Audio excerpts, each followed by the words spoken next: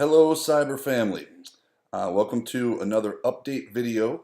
You'll have to bear with me here. We've got so much to go over. I'm going to actually have to use my cheat sheet list here, so I'll be toggling back and forth a bit. Let's jump in with a major announcement, shall we? We are going to be working with the Gresham International Group. Cal Evans is our attorney slash counselor who is based in London, although he has offices in Hong Kong and the U.S., specifically Wyoming as well.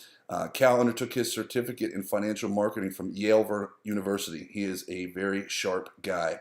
Got his degree in London. One of the best ICO slash crypto attorneys I have seen out there. And you can Google Cal Evans, E-V-A-N-S.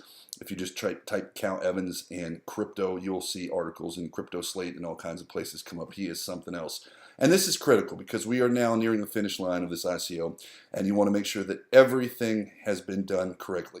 Because one of the things that you probably don't know is that these exchanges take a very serious look via due diligence at the company, and if you have any flags whatsoever, you're not getting through or you're getting delayed. And some of these exchanges require upwards of $20,000 just for an application fee. And if you don't pass the muster on the first go, you don't get that kind of money back. So, we're not playing around with the investment here. We're making sure that we're doing this right. We hope to have this due diligence completed in the next couple of weeks and be ready to march forward towards the exchanges. Let's talk about what we're specifically doing for those that are interested with this type of paperwork and application. There's currently 125 ICO companies in our space, give or take. And the key issues that all of us have to be concerned with, although some frankly aren't, are the following: tax liabilities, citizenship requirements, licensing, banking, financial compliance, crypto politics. Really, does the domicile view the crypto company as being friendly or adverse? Formation costs, annual return requirements, and disclosure. This ultimately gets summarized into three areas: holding, fund management, and structuring. And what this is really saying is that, are we going to be able to be successful post-ICO? Your monies and our revenues, is that going to result in some type of huge tax implications? These are things that, frankly, a lot of other ICOs have not done. They didn't want to put the money into it. You'd be surprised how many, and that's a shame because, as I always say, there's going to be some knocks on doors and some doors shuttering. It's not going to be long. People are going to be wondering, what the hell just happened to my investment? And we're not going to be one of those companies. So bringing this all home, we've always said BVI is where we want to go, at least in recent months. And that's where we're finishing our application. We're waiting for the government to approve us. We did go ahead and look up at backup plans in Hong Kong, Singapore, and St. Kitts. We had reviewed 50 domiciles and felt that these were 4 of the best. So if something were to happen and BVI changed its laws at the 11th hour, we would still be able to move forward quickly with Hong Kong, Singapore, or St. Kitts. So we always have a backup plan. This will be completed over the next several weeks. And this is the last piece in the puzzle to make sure we can move forward and march towards the exchanges. Speaking of, yes, we have been and constantly are in negotiation with exchanges. In fact, I get just bombarded sometimes with emails from a few of these. It just drives me nuts, but it is what it is. We have representatives that speak with the largest exchanges weekly, and obviously I'm in on these calls and communications as well. And please understand that their restrictions mean we can't comment on the particular exchanges or update you on the exact status. I'm not trying to be vague. And, having been an investor as well in this space, it's frustrating when you don't just get a straight answer from the CEO. This is one I can't give you the exact updates, because if we do, then we can lose our application fees, be pulled from the process, etc. And we don't want to do that. But you have my word. I'm doing everything I can to expedite this. I'm as eager to list as many of you are, but we want to do it when it's right. And speaking of, the market conditions seem to be improving, but, it's like Bitcoin. We saw it go over 4. We all got excited, and it kind of went under again. We're not out of the bear market. We're getting there. And yes, I'm seeing some ICOs that are doing well, but are they sustaining value? I'm not going to mention any crypto names, but some of you may have got in some recent launchpad companies. If you got in on the ICO, you're probably happy. If you didn't, you see they're not sustaining value, and some of them are losing rapidly. This is about stakeholders, and it's for the long term, not just the near term. We're not a pump and dump flip kind of coin. And though I know some of you guys will be looking to do that with our tokens, that's fine. But understand, this is a company, and my fiduciary responsibility is to the stakeholders and investors over the long term. So we're doing our best to make sure that this is a company that continues to grow. Let's talk about how we reward certain folks who have been holding, because I know you're anxious. We're going to talk about the term unit appreciation. What this essentially means, because I can't talk about returns because of regulation and law, but unit appreciation is what it sounds like. Are the tokens going up in value? Well, let's consider this. We've increased our revenues, our customers, our partners, our product suites. We simply have a higher traditional valuation. So I have asked the Gresham International Group to look at us and give us an independent validation verification of whether they feel the unit appreciation is in fact justified. And I believe it will be. So for those of you that have gotten in at 8 cents or are getting in at 8 cents very, very quickly here, I think you may find, keyword may, that a unit appreciation will occur before we list on the exchanges. Please read between the lines there. You might want to rewind that section and listen to it again.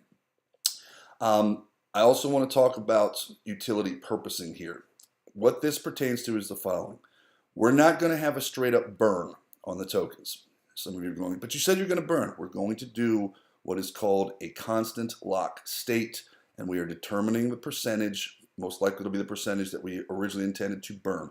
What this allows us to do is to lock those tokens as if they were burned for a period of 3 years.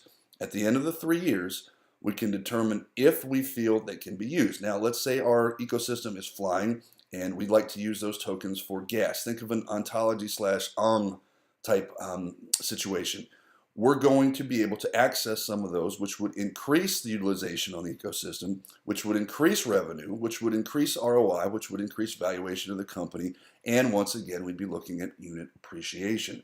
So this is all being done not to have any flood of the market 3 years from now, but if it's needed, it benefits the company. Again, that is not a burn, it's a constant lock state. And it doesn't mean we have to access them in 3 years, but we will determine at that time what we do. But if you consider what that means for the short term, the supply will go down. And I've told you that the unit appreciation should increase. So I think you understand what is going to happen pre-listing. That's why I have emphasized this past week, if you want to get in at 8 cents, now is really the time to do it. Let's segue a little bit.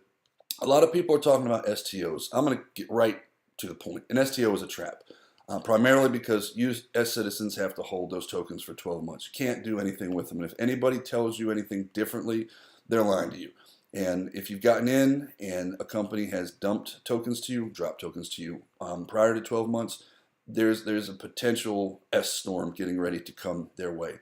IEOs, they failed previously. If you really understand this market, you'll understand that IEOs have failed. So when people say, oh, the ICO is dead, a lot of the ICOs are dead, and they should be. They're junk, they're scams. They never had a true vision, much less a product that was going to go anywhere. ICOs, the majority are dead. We're sticking with the ICO space because we feel confident that we know what we're doing, and the larger investors, specifically over in Asia and Europe, are responding extremely positively to what we're doing and have no problem that we're an ICO. In fact, if you really wanted to strip away the ICO from the company, had we just gone the traditional route of seeking traditional funding, we would be just fine. Because again, we have customers, product, partners, revenue, ROI, and that's what makes a company go and keeps it going. So very, very happy about where we are. Let's talk about our customers here. For those of you that don't know, we currently have over 6 million in task orders with the Department of Homeland Security. We're doing work with the Department of Defense. We're looking to do more work over at the Fort. That's more of the National Security Agency for some of you that aren't familiar with Fort Meade.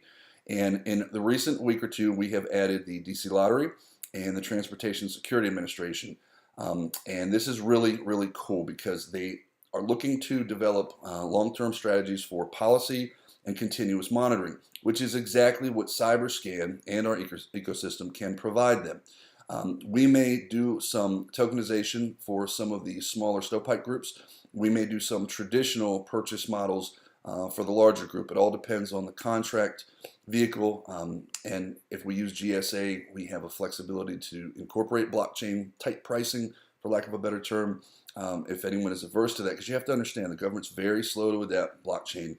We'll still be able to sell and increase our revenue, which is good. So some of you are saying, oh, he's kind of jumping right in on this federal stuff. Most of you know we focus on federal revenue. We've been very successful for the last 20 years. various companies I've run in, and certainly now.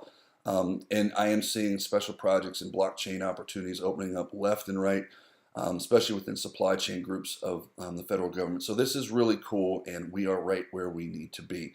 I'll be heading to DC to talk to some new partners, and we'll announce them, of course, as well in due time to expand to some other customer bases. People are really excited about the ability to use our CyberScan tool because it allows an organization to independently monitor itself continuously. So when they have their annual audits, they already know their security posture. There's no surprises. They don't get disconnected or have exorbitant fees that pop out for services and personnel they have to hire. So it's very cool what we're providing as a solution to the federal government space. And of course, we're commercializing this for the individual wallets and IoT devices and such, so that everyone in the ecosystem can benefit from our malware information sharing platform, the MISP, as well as our CyberScan adaptive scanning tool. So pretty cool. We added more office space out in Luray, Virginia, because frankly we're just expanding and we needed that, and that's always a good sign. We've also grandfathered into a 5th hack SIN that we're completing with Leigh Adams over at the GSA, which basically gives us a 5th specialized cybersecurity capability to utilize as we procure opportunities within the government. So that's really cool too. On a product note, we're incorporating and integrating more CVEs into the MISP, which just means we're expanding the number of threats and vulnerabilities that we're looking at and we can alert you to. We do that daily. And we're adding thousands of new indicators of threat digital signatures to CyberScan. So as we scan your devices, we know what's out there in the wild and can alert you in real time so you don't have breaches and such. The final thing, and this is really cool, you hear a lot of companies now talking about artificial intelligence, and some of them actually have some true AI capability. Most of you know that we partner up with IBM, so we integrate Watson and some other neat technologies that are coming out of IBM. But I'm also big into machine learning, and there is a difference.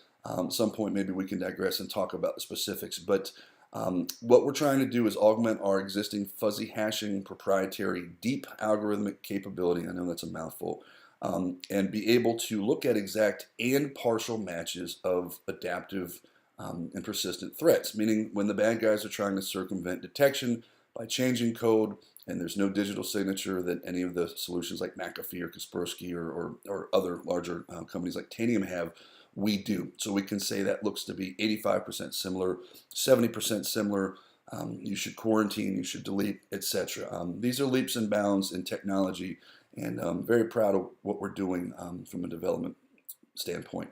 So we've covered quite a bit there, and I know I speak quickly. This is a really good place that we're in. We're nearing the finish line for the ICO. We're getting in where we hope there's a pop in the market. We're doing everything right with regards to offering our solutions and increasing our revenues. And again, bringing it back to return on investment, ROI, so that the unit valuations can increase. And this will have a direct impact, most likely, on the token price. And that's good for everybody who's holding. So I ask that you continue your patience and support.